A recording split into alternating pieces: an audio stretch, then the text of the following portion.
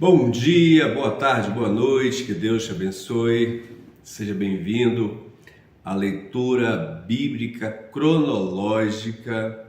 Estamos utilizando a versão NVI. Eu sou Márcio José e estaremos nesse instante discorrendo, comentando o capítulo 8, capítulo 9 do livro de 2 Samuel e o capítulo 18 do livro de 1 Crônicas. Então, seja bem-vindo a essa leitura, que o Espírito Santo fale no seu coração, gerando luz, gerando paz, gerando alegria, gerando vida.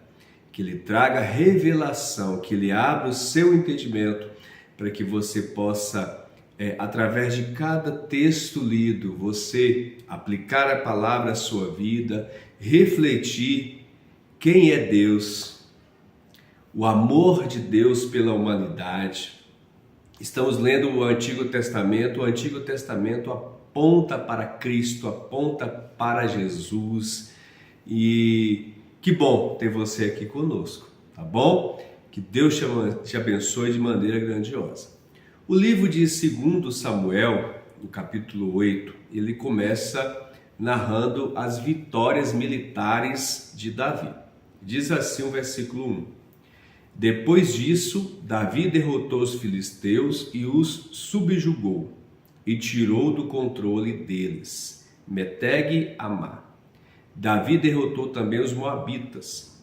Ele os fez deitarem-se no chão e mandou que os medissem com uma corda. Os moabitas que ficavam dentro das duas primeiras medidas da corda foram mortos, mas os que ficaram dentro da terceira foram poupados. Assim, os moabitas ficaram sujeitos a Davi, pagando-lhe impostos. Além disso, Davi derrotou Hadadezer, filho de Reobe, rei de Judá, rei de Zobar, quando Hadadezer tentava recuperar o controle na região do rio Eufrates. Então, nós vemos a leitura desse capítulo mostrando as vitórias de Davi.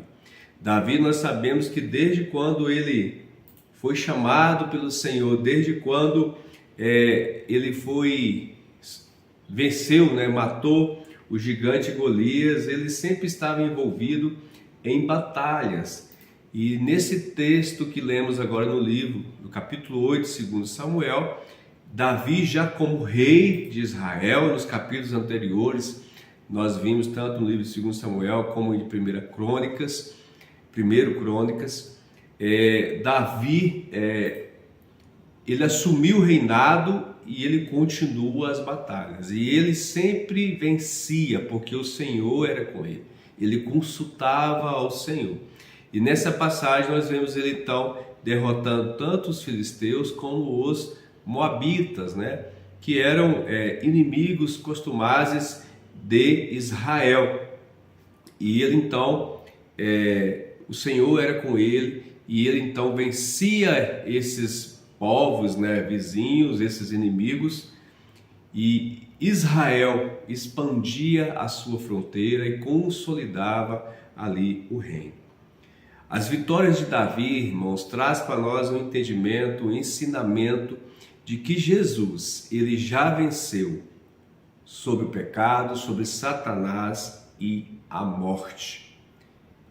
E assim como Davi derrotou seus inimigos, Cristo triunfou, ele triunfa sobre todos os poderes contrários a Deus. Então entenda que você é mais do que vencedor por meio daquele que nos amou primeiro, por meio do Senhor Jesus. Dando sequência a essa leitura, nós vamos perceber que ele teve mais estratégia, pegou os materiais utilizados por esses inimigos, levou para Jerusalém, e no versículo 11, Davi ele consagra os espojos, os utensílios ao Senhor. Diz assim no versículo 11: o rei Davi consagrou esses utensílios ao Senhor, como fizera com a prata e com o ouro tomado de todas as nações que havia subjugado. Edom e Moabe, os amonitas e os filisteus, e Amaleque. Também consagrou os bens tomados de Hadadezer, filho de Reobe, rei de Zobá. Então ele oferecia isso tudo ao Senhor em reconhecimento, em gratidão a Deus, porque ele tinha o entendimento que ele era vencedor, ele vencia as batalhas porque o Senhor estava com ele. O Senhor dava a estratégia, o Senhor vencia por ele cada batalha. Então, esse reconhecimento também tem que ser algo natural em nossas vidas. Nós temos que entender que tudo aquilo que nós temos êxito, que nós temos vitórias, é por causa do Senhor, é por causa da sua misericórdia, é por causa da sua boa mão que continua estendida para nos abençoar, para nos guardar, para nos proteger. O Senhor é aquele que nos protege diariamente. Ele coloca anjos no nosso caminho para nos guardar, para nos proteger. Ele nos livra de setas, Ele nos livra de acidente, Ele nos livra da enfermidade, ou nos livra também da enfermidade, ou nos livra também na adversidade. É algo que nós temos que ter convicção. Se nós chegamos até aqui, se nós acordamos hoje, foi por causa da misericórdia do Senhor, que se renovou. E Ele nos deu o ar para respirar, nos deu fôlego de vida por mais um dia. Então seja grato ao Senhor, né? Que nós também venhamos colocar nossa vida como um sacrifício vivo em adoração a Deus, conforme está lá no livro de Romanos capítulo 12, versículo 1 e 2. A nossa vida deve ser uma oferta agradável ao Senhor. Amém? Dando sequência nessa leitura, do versículo 15, diz que Davi reinou sobre todo Israel, administrando o direito e a justiça a todo o seu povo. Que bênção!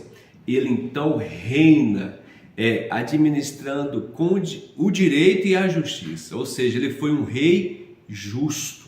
Ele governou com justiça e retidão. Ele garantiu paz, prosperidade ao povo. Ou seja, ele foi um líder exemplar, né? Cumprindo o papel de rei ungido pelo Senhor. Que essa seja a nossa vida, buscarmos sempre a retidão, buscarmos sempre a justiça. Tudo aquilo que nós formos fazer, que nós possamos buscar no Senhor a justiça, a gratidão, a resposta do Senhor que gera paz, a resposta do Senhor que abençoa vidas. Em qualquer etapa de nossas vidas, em qualquer função que nós venhamos a exercer, seja na função dentro do nosso lar, seja a função no nosso trabalho, seja uma função dentro da sociedade, seja uma função dentro da igreja, que nós possamos buscar sempre a justiça e a retidão, buscar sempre garantir, né, paz, prosperidade, aonde quer que nós estejamos, né? E essa justiça de Davi, ela aponta para a justiça de Cristo, para a justiça de Jesus, aquele que governará com equidade e verdade. Ele é o rei que traz verdadeira paz e justiça ao mundo.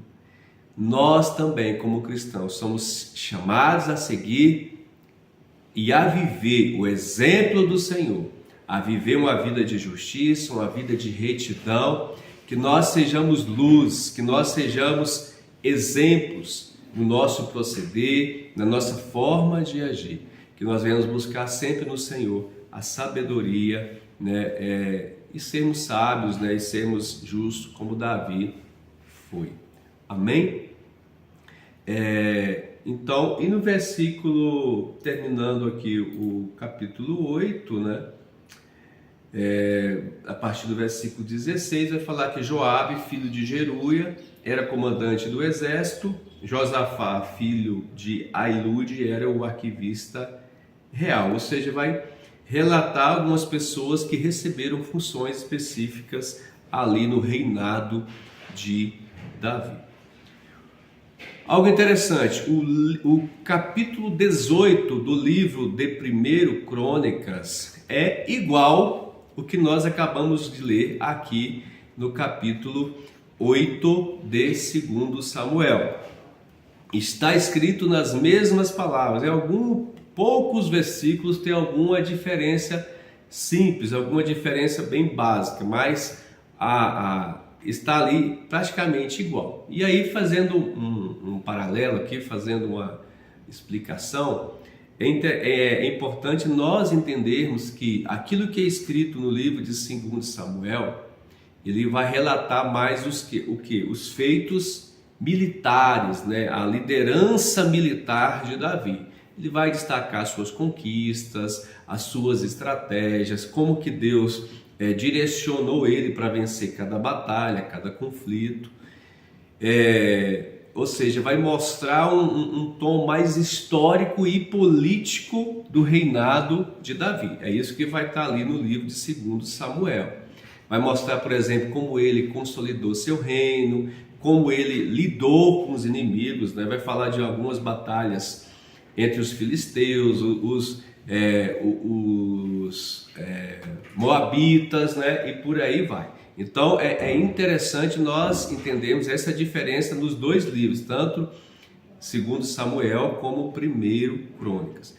E o livro de 1 Crônicas vai focar mais na provisão divina, mais na centralidade do culto, né? Apresentando as vitórias que Davi teve por causa da boa mão do Senhor da vida dele, a mão do Senhor direcionando, ou seja, vai ter um tom mais espiritual, teológico, né? E vai preparando o leitor para a construção do templo que vai ocorrer no reinado de Salomão. Então, essa é um pouco das diferenças. As histórias são as mesmas, as histórias são semelhantes, mas o contexto da história é igual, ou seja, o que vai ser relatado no livro de 2 Samuel vai ser relatado no livro de 1 Crônicas. Amém? Então, a leitura de hoje e o comentário de 1 Crônicas, capítulo 18, está feita porque é a mesma do capítulo 8 do livro de 2 Samuel. Tá bom? Entramos agora no capítulo 9 de 2 Samuel.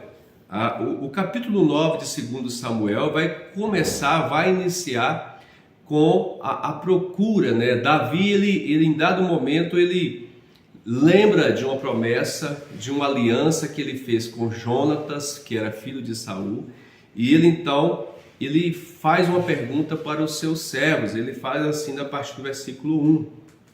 Certa ocasião, Davi perguntou: resta ainda alguém da família de Saul a quem eu possa mostrar lealdade por causa de minha amizade com Jonatas? Ou seja, ele estava ali consolidando o reino, e Davi então lembra de Saul e dos descendentes de Saul, e ele pergunta: ainda sobrou alguém vivo, descendente de Saul, para que eu possa mostrar a minha lealdade por causa da amizade, por causa da minha aliança que eu firmei com Jonatas? Isso reflete para nós, irmãos, a graça incondicional de Deus.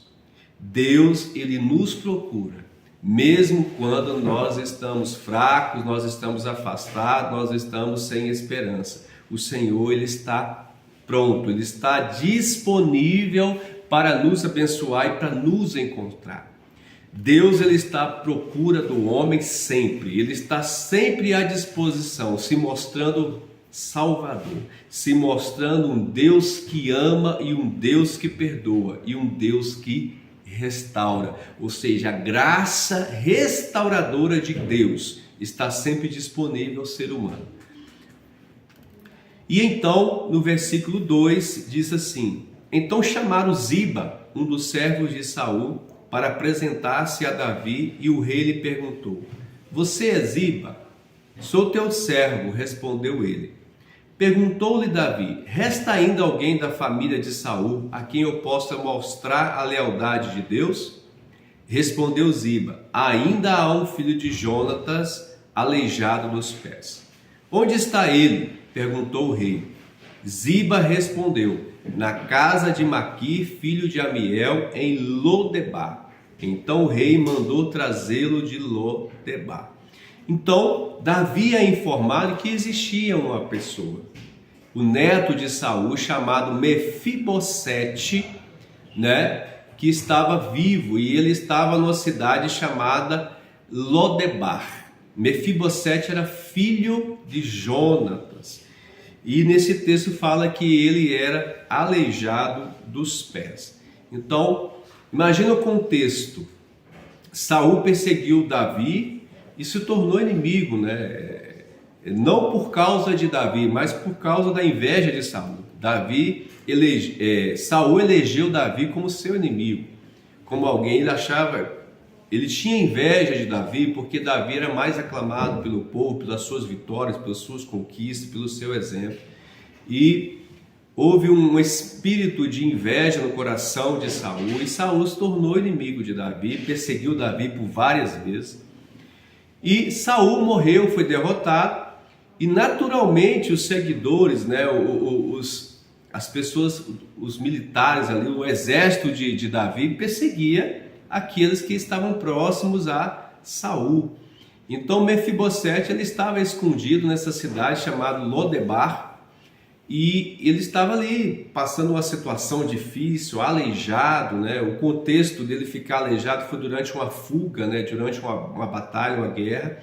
A sua babá carregava ele e ele caiu no chão e ficou aleijado dos pés. E então Davi mandou que Ziba, que era um dos servos de Saul outrora, fosse até aquela cidade de Lodebar e trouxesse Mefibosete para Jerusalém. A compaixão de Davi por Mefibosete, queridos, prefigura a compaixão de Cristo pelos marginalizados, pelos necessitados, por aqueles que estão quebrados, por aqueles que estão excluídos. Ou seja, Jesus, ele está disponível para todos, independente da condição financeira, independente da condição social, de raça.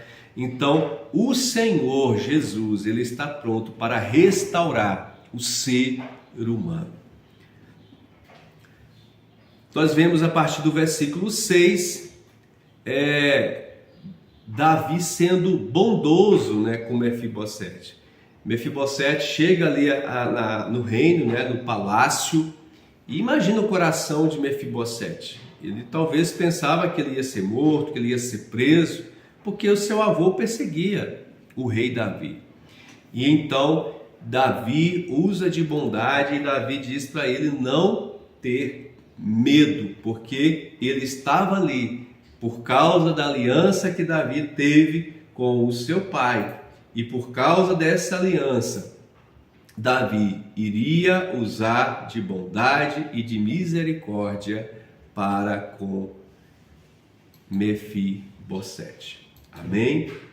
Aleluias! Deus é maravilhoso, Deus é grandioso. E dando sequência à leitura, a partir do versículo 8, Mefibosete, ele se sente surpreso, e ele se prostra, ele reconhece, a sua pequenez, e ele diz: quem é o teu servo para que te preocupes com um cão morto como eu? Mas Davi então chama Ziba e diz: devolvi ao neto de Saul, seu senhor, tudo que pertencia a ele e à família dele. Ou seja, ele restitui as terras que pertenciam a Saul e dá como herança a Mefibosete, e coloca Ziba para cuidar de todos aqueles bens. E para que ele plantasse, para que ele cultivasse a terra e gerasse provisões para Mefibosete. E no versículo 10 ele diz assim, ele continua dizendo, ele fala assim: mas Mefibosete comerá sempre à minha mesa. Além de devolver os bens, os recursos para Mefibosete, Davi fez questão que ele se assentasse à mesa do rei, que Mefibosete tivesse a sua condição restaurada. É o que Deus faz conosco. Quando nós lemos essa história de Mefibosete, nós olhamos para o homem pecador, caído, aleijado pelo pecado, aleijado pelos males deste mundo. Mas quando ele encontra com Jesus, o Senhor restitui a sua vida, restitui muitas vezes provisões, a sua vida financeira, a sua vida material. Deus restitui casamentos que estavam destruídos, Deus liberta pessoas que estavam cativas nas drogas. Mas o mais importante que Deus traz é Ele nos colocar para sentar à sua mesa. Nós temos a nossa condição de filho restaurada. E aquele que tem a sua condição de filho restaurada, conforme está lá em João capítulo 1, versículo 12. Mas todos quanto o receberam, deu-lhes o direito de serem chamados, de serem feitos filhos de Deus. O Senhor nos restaurou, Jesus nos restaurou, e por esta restauração nós fomos convidados para sentar-se à mesa do Rei. Então, queridos, se alegre no Senhor, glorifique ao Senhor por sua salvação, porque o Senhor te resgatou, o Senhor te restituiu tantas coisas que eu tenho certeza que você pode compartilhar. E eu quero te desafiar, você que está nos acompanhando ao vivo, coloque aí embaixo aquilo que Deus restituiu na sua vida. Faz um pequeno testemunho nos comentários. Você que está assistindo a essa transmissão gravada, escreve nos comentários: eu fui restituído por Deus. Deus restituiu a minha casa. Deus restituiu a minha família. Deus restituiu a minha autoestima. Deus restituiu a alegria. E Deus restituiu a certeza da salvação. Então, queridos, Deus ele não apenas nos restitui, mas Ele nos chama para ter relacionamento com Ele, para ter intimidade com Ele. Amém? Então, esse é o texto que nós lemos nesse dia, essa é a nossa leitura, que você possa meditar na palavra, que essa palavra possa ser um bálsamo sobre a sua vida, sobre a sua casa, sobre tudo aquilo que você colocar as mãos, e que você seja o embaixador desse reino, que você seja um emissor de Deus, assim como Ziba saiu do reino de Jerusalém e foi até Lodebar para trazer Mefibosete à comunhão, à restauração. Que você seja um Ziba na vida de outras pessoas, que você seja usado pelo Senhor para levar outros ao encontro do Rei. Ao encontro do Rei não para ser condenado, ao encontro do Rei não para ter as suas falhas, os seus pecados apontados, mas para ter a sua vida restaurada e a comunhão restaurada. Amém? Que Deus abençoe a sua vida. Poste aí nos comentários, escreve aí aquilo que Deus restituiu na sua vida. Declare uma palavra, um versículo aqui embaixo, aqui no nosso canal. E eu tenho certeza que Deus vai te usar para ganhar outros para Cristo, para fazer a diferença neste mundo, para fazer a diferença na nossa geração, na sua geração. Deus tem te chamado com esse propósito. E eu creio que Ele vai te direcionar a muitos Mefibosetes que estão aí em Lodebar. Lodebar significa lugar desamparado, lugar que não tem recurso, um lugar deserto. Deus vai te chamar para mudar história de vidas. Então, que Deus te abençoe. Não esqueça de curtir, de compartilhar essa mensagem. Que Deus te abençoe. Um excelente dia. Em nome de Jesus. Um forte abraço.